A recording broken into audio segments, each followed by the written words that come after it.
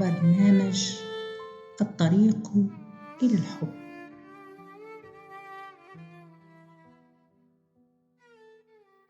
ذات يوم قرر أستاذ جامعي شاب القيام برحلة بحرية كان ذا علم غزير، ويذيل اسمه بسلسلة طويلة من الأحرف الدالة على شهادته، لكن خبرته في الحياة تكاد لا تذكر. من بين الملاحين في السفينة التي استقلها كان هناك بحار عجوز أمي دأب في زيارة حجرة الأستاذ الشاب للإصغاء إلى حديثه المسهب عن موضوعات عديدة مختلفة. وقد أعجب البحار أيما إعجاب بالثقافة العالية التي يتمتع بها ذاك الشاب.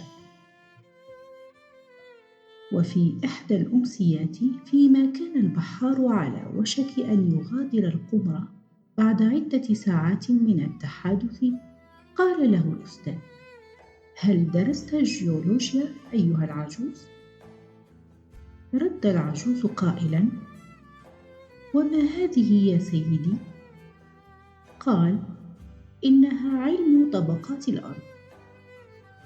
فرد العجوز: لا يا سيدي، فأنا لم أدخل قط أي كلية أو مدرسة، ولم أدرس أي شيء على الإطلاق. قال له الشاب: لقد هدرت أيها العجوز ربع حياتك. بوجه مكفهر غادر البحار وهو يقول في نفسه: إذا كان علامة كهذا يقول ذلك فمن المؤكد أن هذا صحيح، لقد هدرت ربع حياتي. وفي المساء التالي أيضا، وفيما كان البحار على وشك أن يغادر القمر، قال له الأستاذ: هل درست الأوكيانوغرافيا أيها العجوز؟ وما هذه يا سيدي؟ قال الشاب: إنها علم المحيطات والبحار. لا يا سيدي، لم أدرس أي شيء إطلاقا. أيها العجوز، لقد هدرت نصف حياتك. وبوجه أشد اكفهارا غادر البحار قائلا في سره: قد هدرت نصف حياتي، هكذا يقول هذا العلامة. في الأمسية التالية وجه الأستاذ الشاب سؤالا مماثلا إلى البحار المسن: هل درست الميثولوجيا أيها العجوز؟ وما هذه أيضا يا سيدي؟ إنني لم أسمع بها من قبل. أوه، إنها علم الأرصاد الجوية، علم الريح والمطر والطقس. قال العجوز: لا يا سيدي، فأنا كما قلت لك لم أدخل قط أي مدينة ولم أتعلم شيئا على الإطلاق. لم تدرس علم الأرض التي تعيش فيها؟ لم تدرس علم المحيطات التي تكسب رزقك منها؟ ولم تدرس علم الطقس الذي تواجهه كل يوم؟ أيها العجوز، لقد هدرت 3/4 حياتك. شعر البحار العجوز بكآبة شديدة، لأن هذا العلامة يقول إنني هدرت 3/4 حياتي، ومن المؤكد إذن أنني هدرت 3/4 حياتي. في اليوم التالي كان دور البحار العجوز الذي ركض إلى حجرة الشاب صائحا: سيدي الأستاذ، هل درست السبحولوجيا؟ رد الشاب قائلا: سبحولوجيا؟ ما الذي تعنيه بذلك؟ قال العجوز: هل تستطيع أن تسبح يا سيدي؟ قال الشاب: لا، لم أتعلم السباحة. رد العجوز: سيدي الأستاذ، لقد هدرت إذن كل حياتك، فالسفينة ارتطمت بصخور وآخذة في الغرق. في إمكان الذين يعرفون السباحة فقط أن يصلوا إلى الشاطئ قريب، لكن الذين لا يعرفون السباحة فسوف يغرقون. يؤسفني جدا أن أقول لك يا سيدي الأستاذ إنك قطعا فقدت حياتك.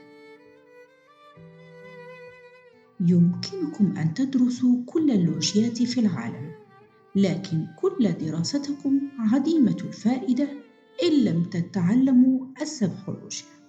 يمكنكم أن تقرأوا وتكتبوا كتباً عن السباحة، ويمكنكم أن تتناقشوا في أوجهها النظرية الدقيقة، ولكن كيف سيساعدكم ذلك إن كنتم رافضين دخول الماء بأنفسكم؟ عليكم أن تتعلموا السباحة أولاً.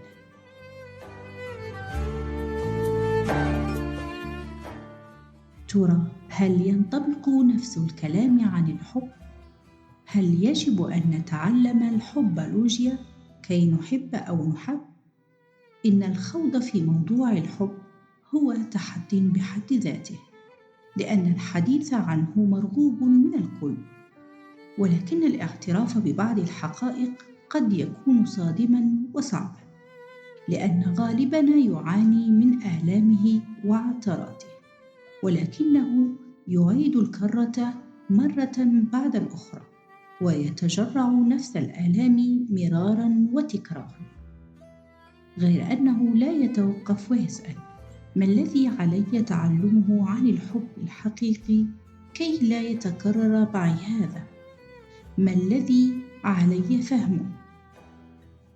فيحسن النية ويجدد الرغبة في التعلم والفهم، وينفتح على ما سيأتيه من إجابة، غير أن هذا الموقف يتطلب منا شجاعة وعزيمة وإصرار، لأننا كي نتلقى الإجابات يجب علينا أولاً أن نتخلى عما كنا نعرفه عن الحب، أو عما كنا نسميه حباً، لأنه لم يخدمنا ببساطة، ولو خدمنا لما وصلنا إلى هذه الحالة من خيبات الأمل.